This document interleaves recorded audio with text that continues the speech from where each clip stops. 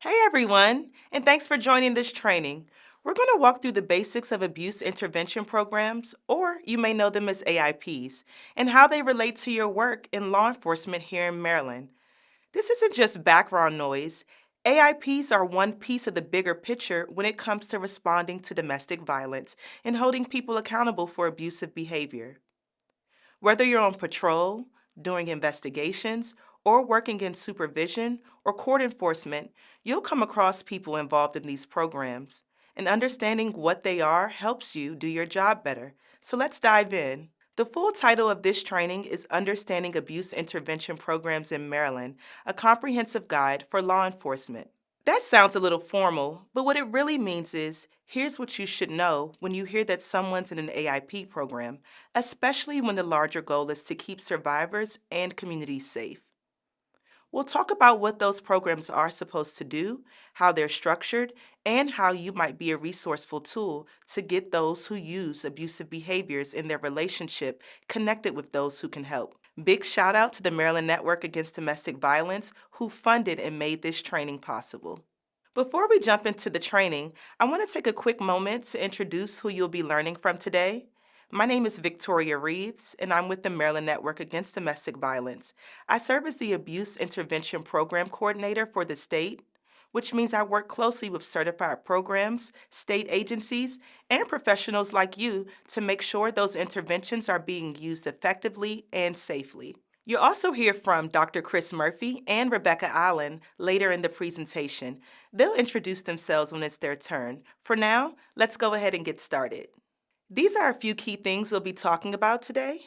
We'll start with individuals who use abusive behaviors in their intimate partnerships, what that actually means, and why understanding that behavior matters for law enforcement. Then we'll walk through Maryland's abuse intervention programs, what they are, how they're certified, and why that certification process exists.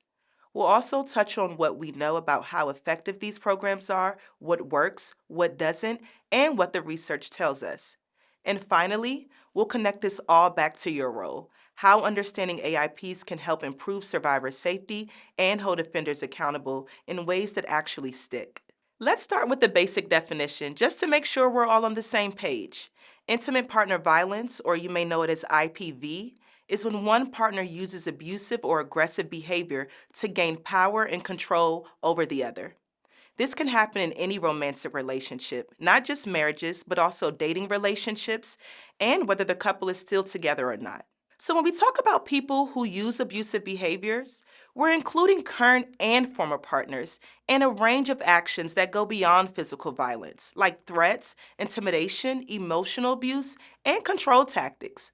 Understanding what IPV looks like is key because it helps us better recognize risks, patterns, and the role intervention programs can play. The words we use, especially in this work, carry weight. Over time, the terminology around domestic violence has evolved. You've probably heard all of these things: victim, petitioner, survivor, battered woman, or spouse. Each one carries different weight and meaning depending on the context. They can impact how people see the situation and even how survivors see themselves. Even the idea that only those who identify as women can be victims, which we know is not true. Anyone can be a victim of violence. And the same goes for people who cause harm. Words like abuser, batterer, offender, or perpetrator are often used in law enforcement and legal settings, but in the context of abuse intervention programs, we often use terms like participants or those who use violence in their intimate partnerships. It's not about sugarcoating, it's about focusing on the behavior and accountability, not labeling the whole person. Anyone can be abusive. We're not saying there's only one right way to refer to someone, but being intentional with our language helps center accountability, safety, and clarity, especially when we're working with survivors or reporting on what we've seen in the field. When we talk about people who use violence in their intimate relationships or partnerships, we're not just talking about physical abuse, though that's often what gets the most attention. Abuse can be emotional, things like put downs, intimidation, or gaslighting. It can be financial, like controlling someone's access to money or keeping them from working. It can show up as social isolation, cutting someone off from friends, family, or support systems.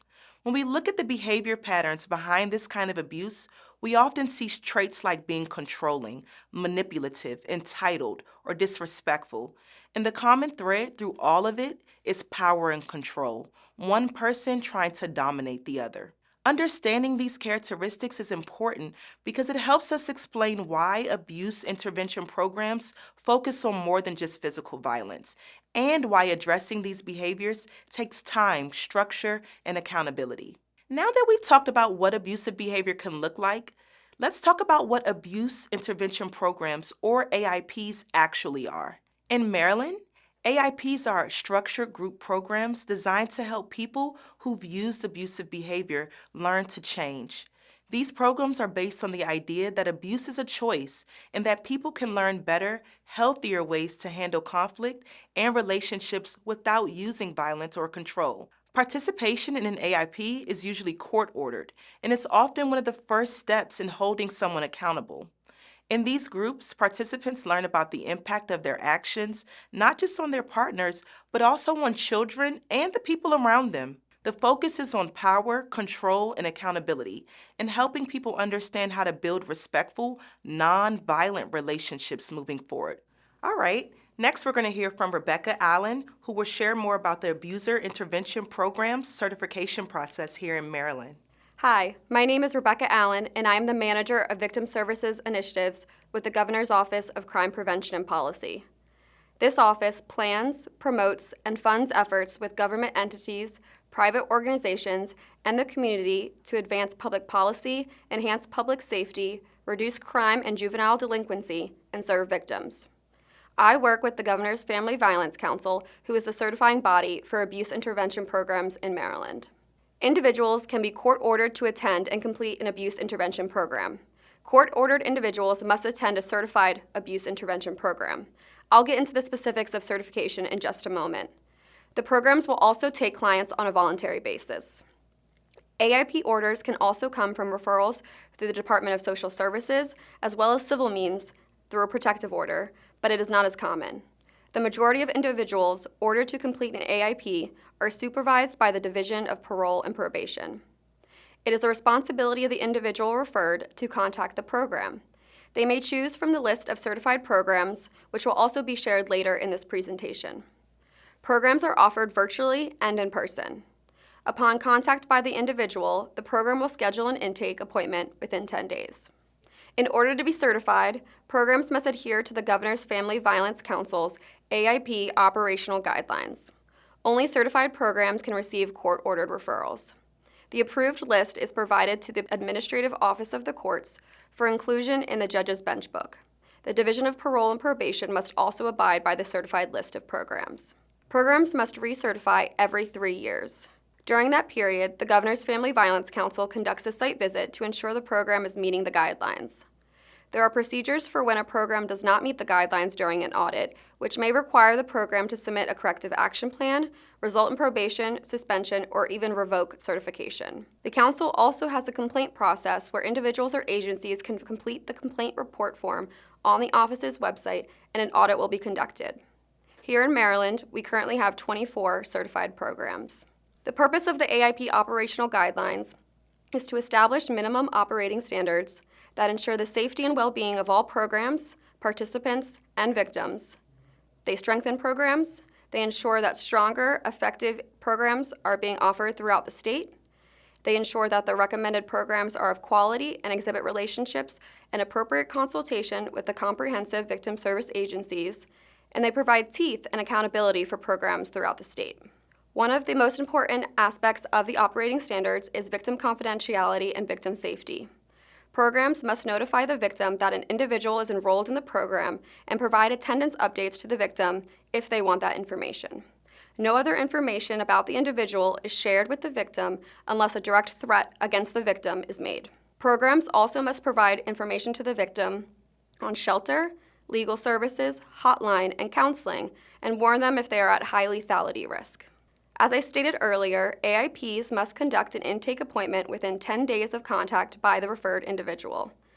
During that intake appointment, the AIP will develop a history and profile of the participant's violent behavior based on descriptions from criminal justice agencies, the victim, and other treatment programs. Program curriculum must be focused on issues of intimate partner violence.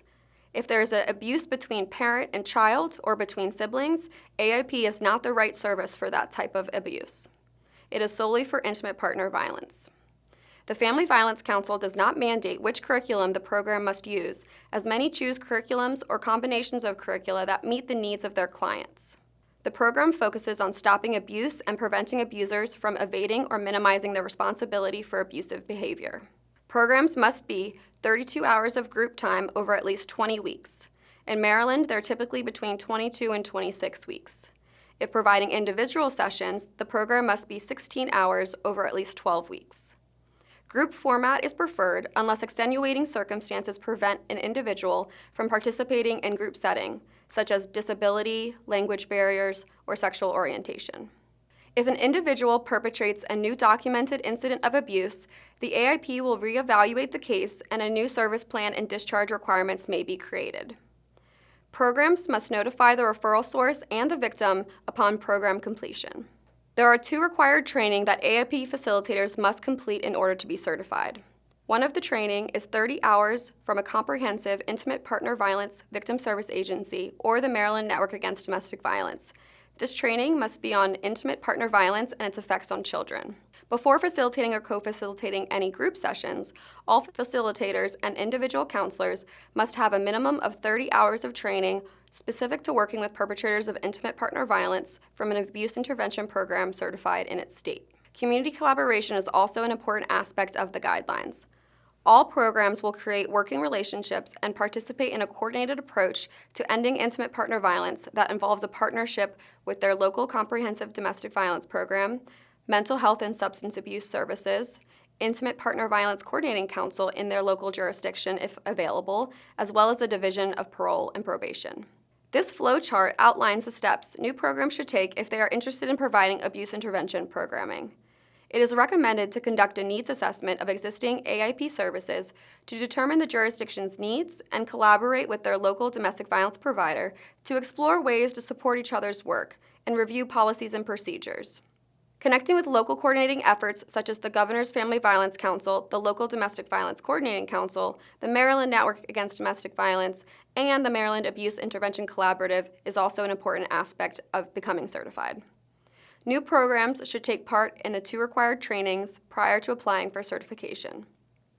Programs must meet the standards I discussed in order to become certified. Thanks, Rebecca. Now we'll hear from Dr. Chris Murphy, who will talk about research and how we can use this information in abuser intervention. I'm Dr. Chris Murphy. I'm a professor of psychology at the University of Maryland, Baltimore County.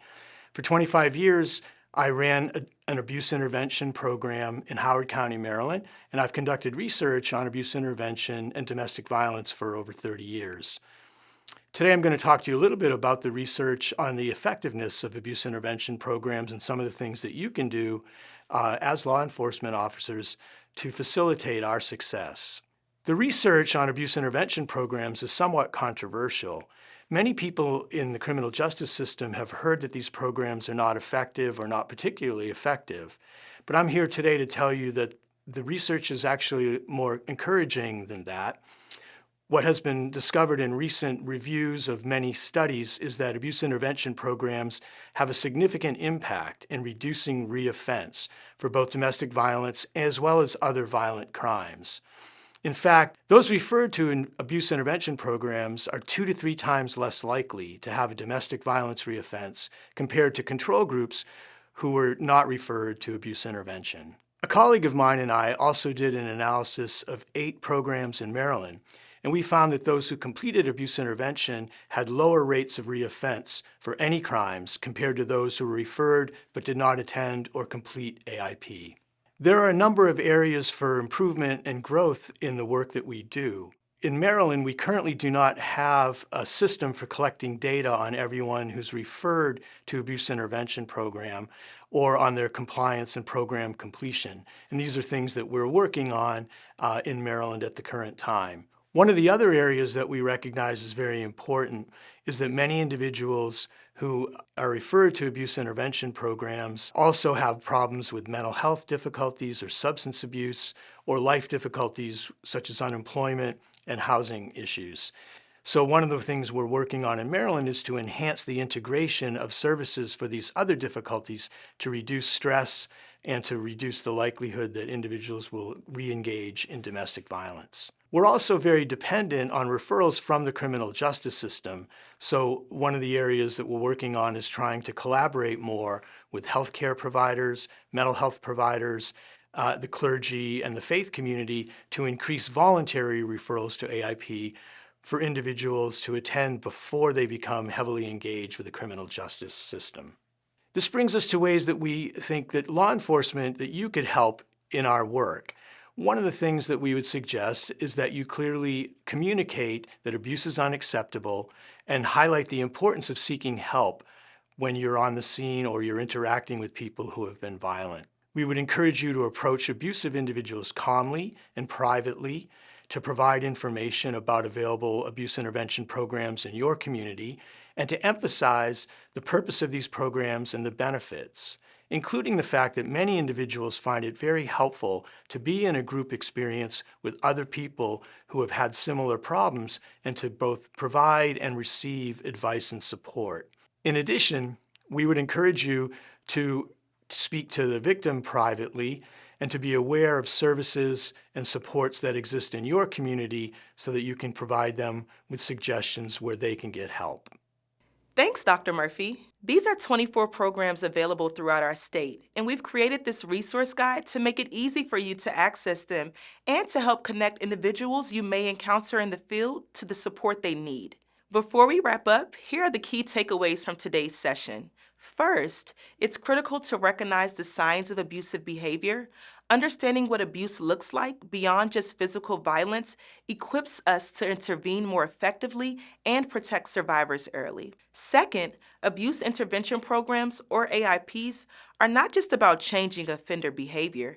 They play a vital role in enhancing survivor safety and increasing offender accountability. When used correctly, they're an important tool in our response toolbox. Third, not all programs are created equally. Evaluating the effectiveness of an AIP ensures we're not just checking a box, but actually contributing to long-term safety and change. Finally, your role is essential.